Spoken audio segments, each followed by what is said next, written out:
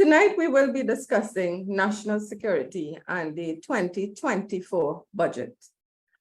And joining us again, and we're very pleased about this, is Captain Gary Griffith, former Minister of National Security, former Commissioner of Police, and political leader of the National Transformation Alliance. Gary, the leader of the opposition, presented her response to the budget on Friday, entitled "No Prosperity Without Safety and Security." And she would have stated very clearly in her opening remarks that the brutal, violent crime crisis was ignored. In your opinion, did the 2024 budget adequately address the issue of violent crime? Hi, good evening to Lisa, to all your viewers. Definitely not. I think it was undoubtedly in the history of the presentations, it has been the biggest disaster as it pertains to national security. There was not one new policy, unit, system, technology that was put forward to give the country any degree of food. What was done was a regurgitation of several policies that would have been implemented previously by the People's Partnership Administration or by myself as the Commissioner of Police. So there have been over 100 that they would have shut down and dismantled after 2015, and even with myself as Commissioner of Police. So you bring 8 of plus, and all that they did was real. It showed to the country we do not know what to do. We have no ideas. We are lost. So let us see what they did that caused crime to reduce. And that is not the way it is going to work. You bring forward your big presentation was to say that you're going to triple the intake of recruits in the police service. The importance is not to increase quantity, but to enhance quality. And that is what is important, because 2 years ago, we had the same number of police officers. Everywhere you turn, you saw a police officer, you see visibility. People complain by seeing too many blue lights. Within 5 minutes or less, you were getting a response. Kidnapping had ended. Home invasions, you jump the wall. By the time you come back over the wall, we got you. So it is not about trying to triple the increase of recruits. However, what he did was to take that same system that we did under the People's Partnership Administration, because you bring recruits in batches of 100 in the academy. So you have 2 batches of 100, but you lose 200 police officers a year through retirement. What we did was take it out of the box. We took that and moved it to the Shagrama Convention Center. And with that, we were able to do batches of 300. So after 8 years, you refused to do that. And then you realized, let's do what they did. But by you coming 8 years later, it is going to cost the taxpayers $30 million to refurbish that Shagrama Convention Center, because you left it, you ignored it, and you stuck with your game plan because you realize now the police establishment is 1,400 less. That is not the way to operate. So you figure that by just putting more police officers, it's the same number we had before. Everywhere you turn, whether it's a traffic congestion, whether it's police on the beat, whether it was patrols, we had the emergency response patrol, the community comforts patrol from the People's Partnership Administration, the rapid response unit, the special operation response team. You shut down and you dismantle everything. He then spoke about the great plan of trying to liaise with our international allies, inclusive of the United States. That was done before. We formed security cooperation agreements with Colombia and Venezuela to diminish the problems that existed with La Guardia Nacional and Trinidad and Tobago Coast Guard. You shut that down. We had the Trinidad and Tobago Police Service forming a bilateral agreement with the NYPD that assisted us in social media monitoring unit, the gender-based violence unit, the use of technology, customer service training with the police officers. That was there. You ignored it. You dismantled it. Then he spoke about scanners. I acquired 2 mobile scanners, and for 2 years, they pulled the plug, refused to use the scanners to assist us in pinpointing weapons on any road. He spoke about vehicle maintenance. You put $80 million into the vehicles, but for years, 8 years, to hold back and cause the police now to be at a point where most of the stations don't even have vehicles. He spoke about vetted units. We had that in the Special Operation Response Team, the Operation Command Center, code operatives. We were doing polygraph testing and drug testing. You put an end to that. And then the big one is about vessels. After 8 years, you refuse out of pettiness not to utilize the dormant vessels that were acquired under the People's Partnership Administration. We paid $1.2 billion less that it would have cost for the OPVs, that would have been $2.4 billion, 1.2 billion less. You refuse to use it for 8 years, and now you start speaking about we're going to try to refurbish the damaged vessels. So in a nutshell, all of the things that they spoke about, it was just a regurgitation of what was there before under the People's Partnership Administration or myself as Commissioner of Police. And again, it is unfortunate. What the country is seeing now, they have never been so fearful. Public trust and confidence in the police service being at an all-time rate of 55% 2 years ago. It is now virtually at an all-time low. Not the fault of the police officers. Morale is high. They're demotivated. You have a Minister of National Security saying this is not his job to reduce. The Commissioner of Police is asking people to pray more often. And there are so many things that they have left behind. There was nothing. The type of technology we put an end to kidnapping that we were able to deal with a rapid response. Nothing was given. And what makes it worse is even what it is he claims. Let me clarify something, Trinidad, so all of you all here. What Minister Imbert does is that he will give a budget, and in the budget for ministry, he will say, you will get 300 million. For the first 6 months, you don't get a cent. So you have to scramble. And then a year, he may give you 240 million out of the 300. And then he will state in the next fiscal year, well, you only spend 240 million, so that's all you're going to get. That is what he has been doing with most ministries. Several ministers have complained to me and other people about it. So you're given a budget, but you're misleading the country because that is not what is being allocated, because you're not giving the releases for the budget. He did it with me as the Commissioner of Police. For the first 6 months, I will not get a cent. And I had to deal with 7,000 police officers, 1,700 vehicles, 123 stations, and not have a cent to pay for goods and services, only salaries. Therein lies the problem. I think with this whole budget, what the PNM is, their only plan is always to try to tax the country to balance the budget. And they're still unable to do it, which is why you do not get releases. This is what happens right now. A lady was just thrown out of a car, a dead body, thrown out of a car. The country is under siege. There's nothing that he has done to give the country any degree of belief or perception that they understand what to do as it pertains to national security. And again, as I said, you're trying to balance a budget, but you're balancing the budget based on just trying taxes. And sometimes what you may need to do as a government, if you have reached that threshold that you cannot find anything, what you must do is focus on trying to reduce your expenditure whilst not affecting productivity. And that is what needs to be done. Hundreds upon hundreds of $1 million every year is wasted based on corruption and mismanagement in state boards because you have individuals there who are incompetent and do not even know the role of the state board, but they were given positions because of their political affiliation. Then you have gangs getting hundreds upon hundreds of millions of dollars in state contracts. And then, so you're getting $500 million to build a $50,000 box screen. And the funds are used to purchase more illegal weapons, buy more drugs, but you then move on to other elements that can turn people away from a life of crime. Sport, not one thing has been done as it pertains to the Ministry of Sport to try to build and develop young persons to turn away from a life of crime or to assist our national sportsmen for them to not to have to suffer as they do constantly. He spoke the minimum wage. It is something that is good. But again, because of the PNM's incompetence in understanding steps ahead, when you lift that minimum wage, for example, without a proper process and a proper timeline, you lifted $3. Say, for example, in private security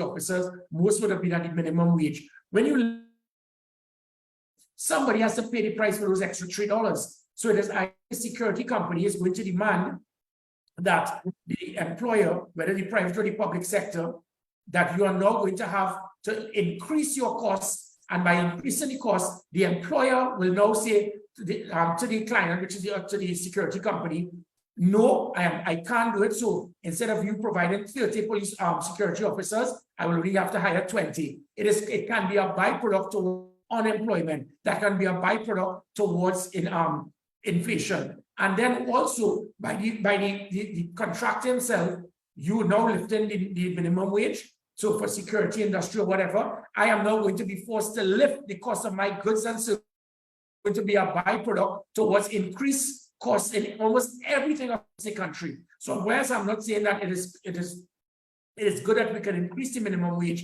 if it is not done on a phased basis with a proper timeline to give companies that time, what is going to happen is going to cause unemployment and an increase in cost of goods and services. So in a nutshell, almost every single thing that we have seen in this budget has automatically given the country to understand there is no degree of hope in the near future.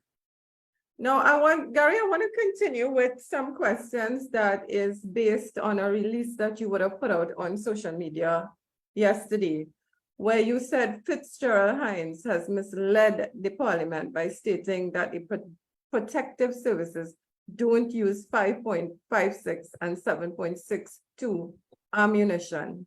You further went on to state the truth is 99% of these types of ammunition were imported specifically for use by the protective services. Then you claim that you have all the documentation to verify this and that it could be easily proved that the TTPS has millions of rounds of the 7.62 and 5.56 in their possession.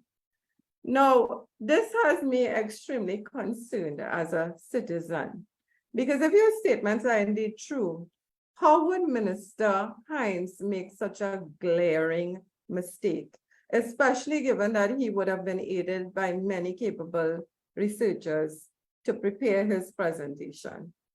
I'll tell you why. When I was Commissioner of Police, the laziest person I've ever met, I'm not here to get personal with anyone, was Fitzgerald Hines. If the first 5 minutes you don't get into what you have to explain to him, he's going to fall asleep on you. So he does not do research. He does not check. And with it, sometimes with the PNM ministers, what we have seen is that the person who to them the last is what they will listen to. So this is not the first time he has done it. A few months ago, misled the country in Parliament by stating he never tried to influence or communicate with a commissioner of police to try to get firearms for persons closely affiliated with him. That was a lie. But under the Parliament, he was protected and he should have gone before the Privileges Committee. He did not, because PNM is in government. You stated, I have never once assisted anyone in liaison commissioner. And then it was shown, he started backpedaling. This is the same situation. He has misled the country. He has lied in Parliament. And there's a reason for him doing that. The PNM is good at one thing. If you say the same lie over and over, people would believe you. What is unfortunate for PNM is that I know my homework. I do my homework. And the data is there. The last official audit done by the TTPS showed 1 million rounds of ammunition. And for 5.56 and 7.62. For a man who was a previous police officer, who's a member of national security, not knowing the prime ammunition by the defense force, it says so much about his incompetence to hold the post. Every police officer you see with those weapons, with any assault weapon, automatic weapon, on most occasions, it is a 5.56. But what he was deliberately trying to do is to try to mislead the country into believing that the police and the army do not use those types of ammunition. So Gary Griffith bought this ammunition to give to civilians who give it to criminals to use to kill people. That's dangerous, reckless, and irresponsible. This man is as Minister of National Security. I'll tell you why. Because as I said, 99% of the 5.56 and 7.62 is for the members of the protective services, because they are the only ones who have access to acquire automatic firearms. And most of the automatic firearms would be assault weapons. It's 5.56. The average civilian does not. 99% of the civilians who are given out firearms by myself will be smaller, which is 9mm. The few persons who will get 5.56 and 7.62, it is probably a handful multiplied by the maximum of 50 rounds per person. That would be individuals mostly who are involved in sports, as 7.62 has been a sport for the last 4 decades, and 7.62 has been approved and issued by commissioners of police to give to civilians for sport.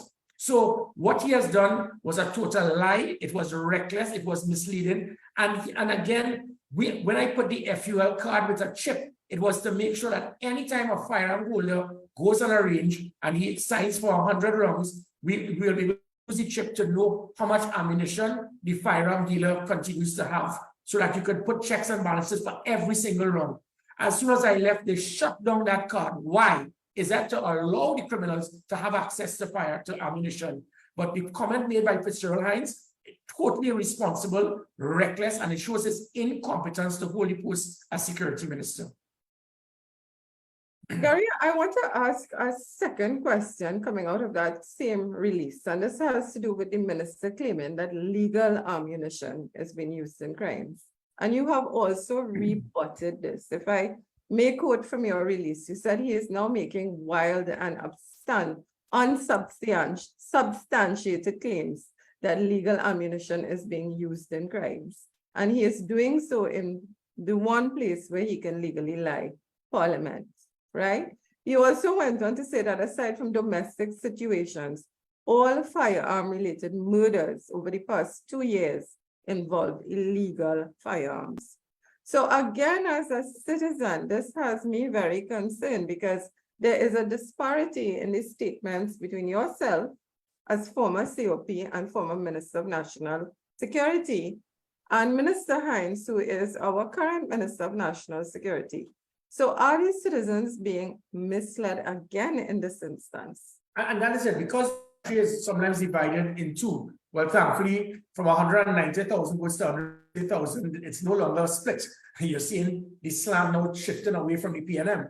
But what he is putting the focus on is hoping it's my word against Gary. Hopefully PNM supporters will believe me. I brought the evidence to show that through ballistic testing, every single legal firearm ballistic testing is done. So if someone is killed, we can imagine Hines didn't even know that. You can know from the grooves of the barrel, you can know that this person who was killed was based on this legal firearm issued by Mr. X.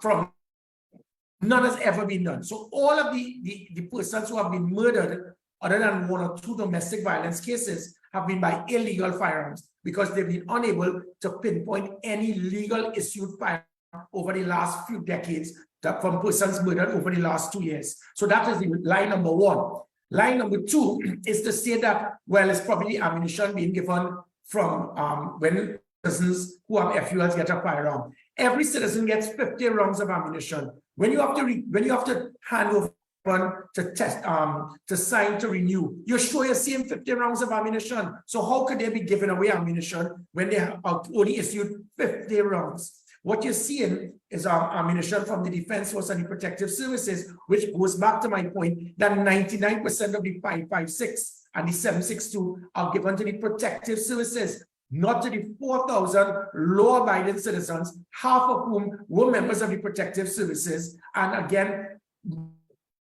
dozens of situations where lives have been saved because of that. So Mr. Hines' perception that, well, it is legal ammunition being used, that is a lie. What evidence do you have to prove that? And furthermore, as I said, if it is that a criminal can so easily get an illegal firearm, you think a criminal is now going to try to lock a law-abiding citizen's neck to take his 50 rounds of issued ammunition to use someone? If he's getting an illegal firearm, it is obvious he's going to get illegal ammunition as well.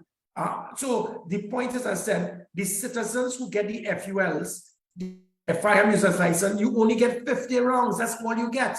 And again, when I put the FUL card with the chip, was to make sure that every single round could be accounted for. So if a FUL dealer has 1 million rounds and someone used 10 rounds in a range, it will be the card will win. So when we do an audit of that dealer, we can look at how much ammunition he was issued by being allowed to be imported, minus it from what was on a range. They deliberately removed the card and the chip after I left to ensure, possibly, hopefully, that criminals could really get ammunition. But as I said, if it is criminals illegal firearm, they will get illegal ammunition. And not one legal firearm has been used in a murder other than 1 or 2 domestic violence situations.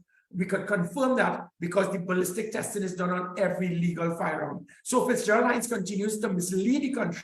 We hope that blind political fanatics could believe his lies. How would you ensure the COP does a good job without having to step on somebody else's toes?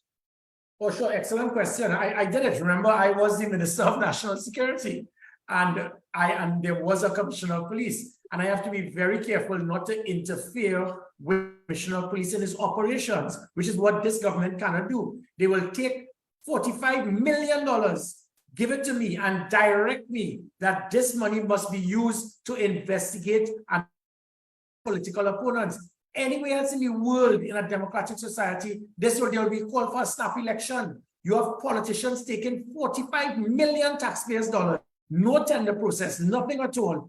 Tell a commissioner you are to hire these foreign persons in the UK, make them SRPs so that they will investigate and then have the authority to arrest political opponents because they have to fast track it before 2025.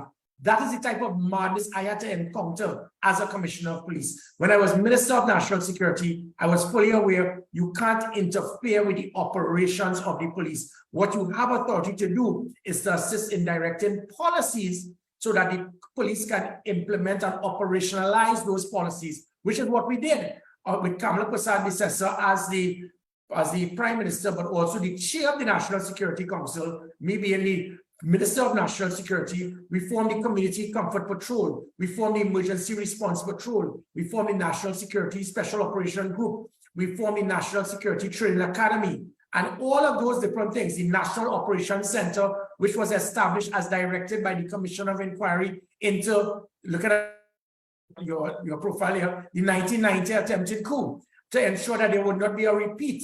And guess what?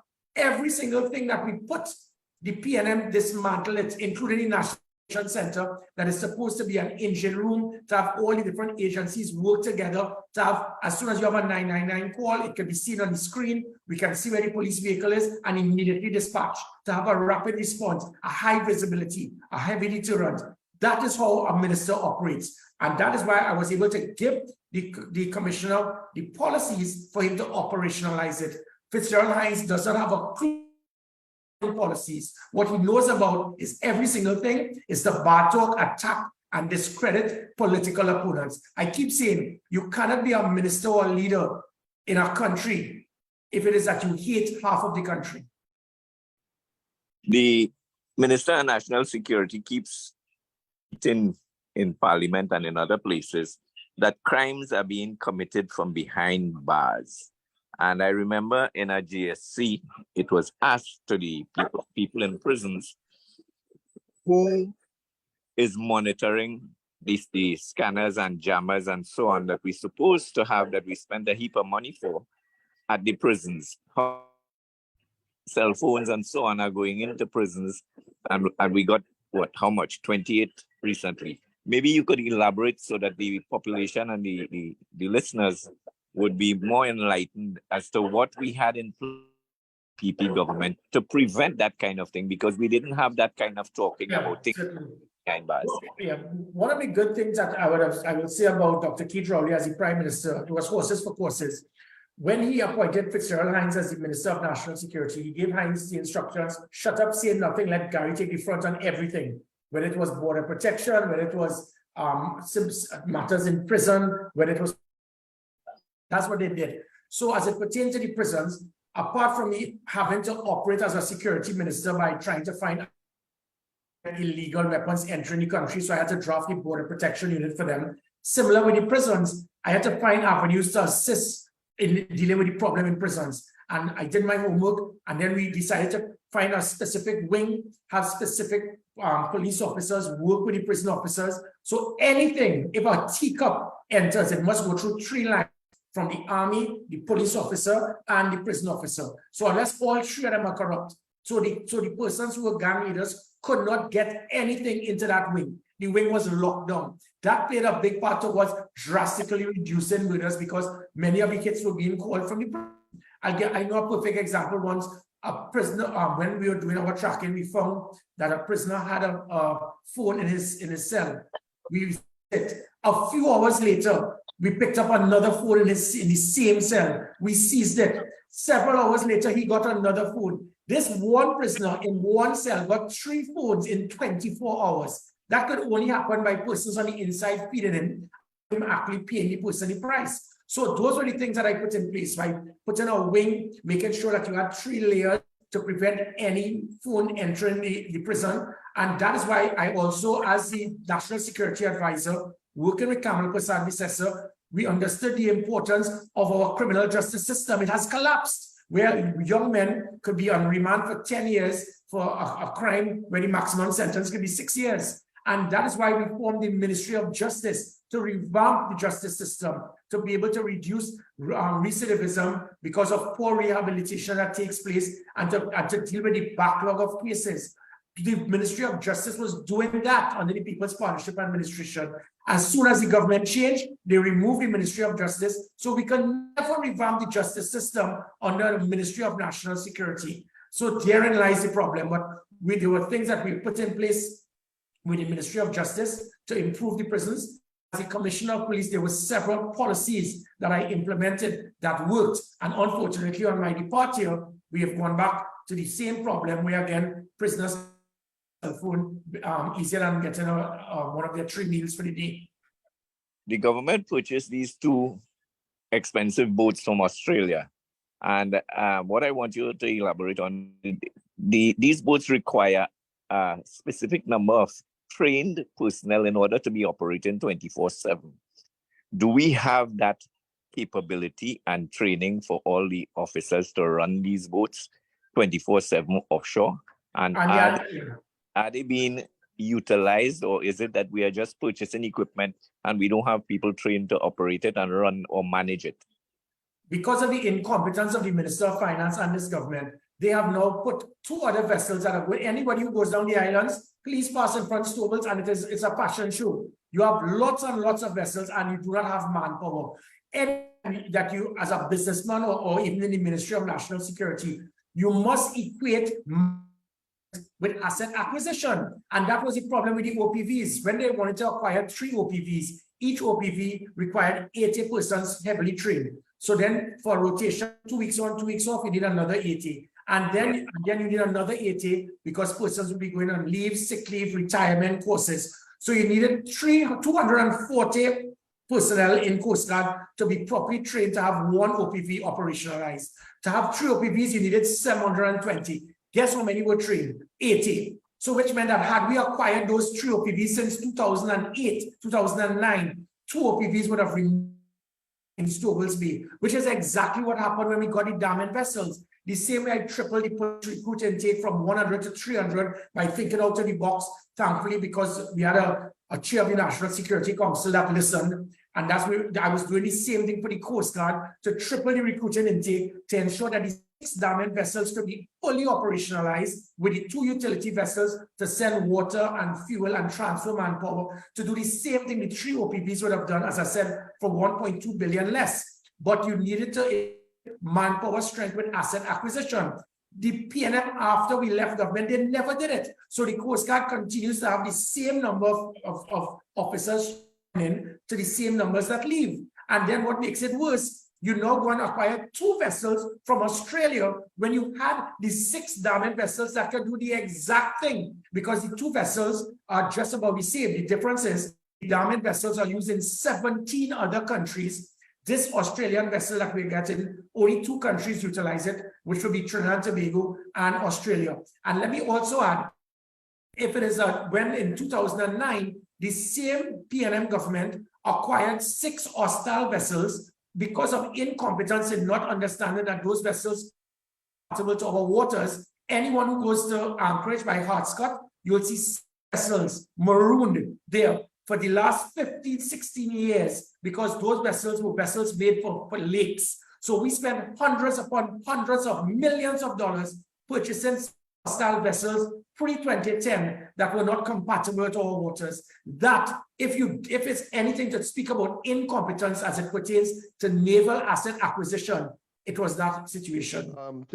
Former Commissioner, what you believe has prevented Mr. Prasad, former chairman of the Police Service Commission, from being charged with misbehavior in public office? I know you may have filed some either the FOIA or the pre-action protocol, but this really speaks to misbehavior in public office. Yeah, as well. Mr. Prasad matter. So let me explain to everyone quickly here. This country now going through what is known as democratic dictatorship. We have independent institutions that have been totally compromised. And the one arm that has not yet, or hopefully will not be controlled by, is our judiciary.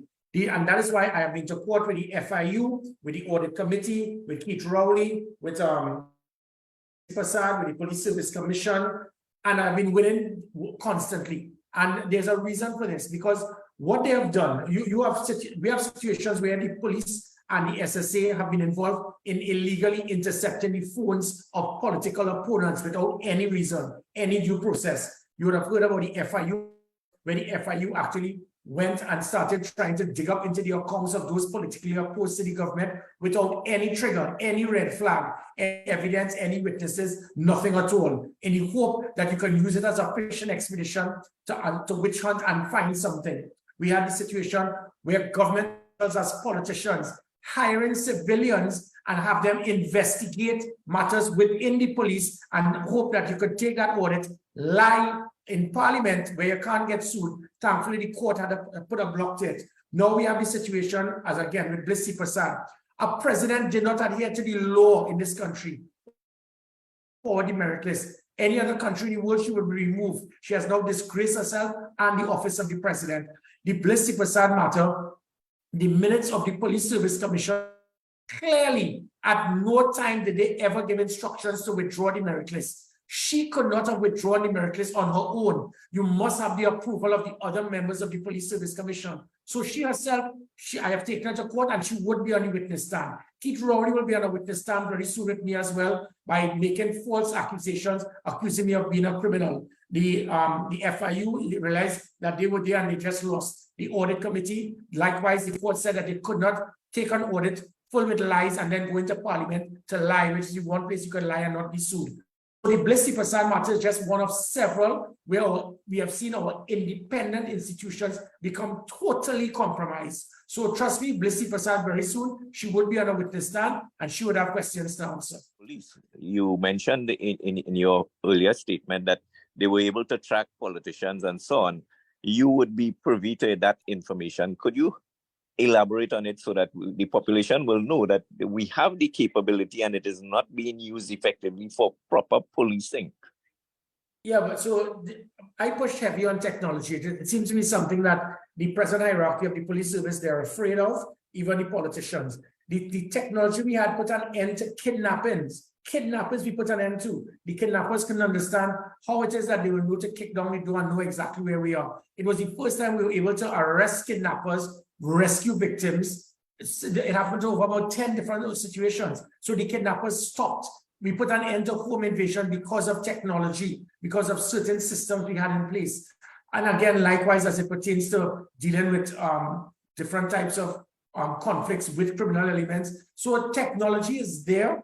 Unfortunately, it seems that this administration and the hierarchy of the police service, they're afraid to utilize technology. They're afraid to embrace it. The criminals, they're definitely doing it. So whether it is social media monitoring, cybercrime, using the technology of the app reporting, the online reporting. We had that app. It was the biggest app in the country, 400,000 hits.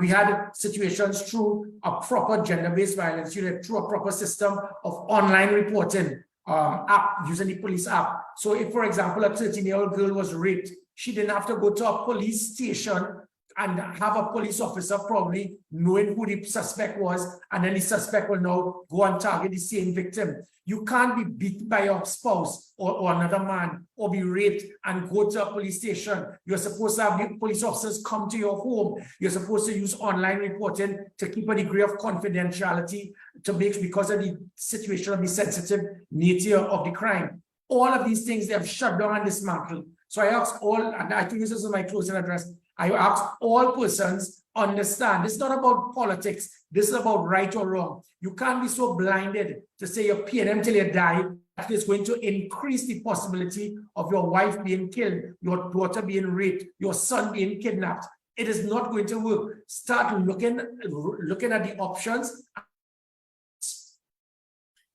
Well, thank you, Gary. And I see you already gave your closing remarks.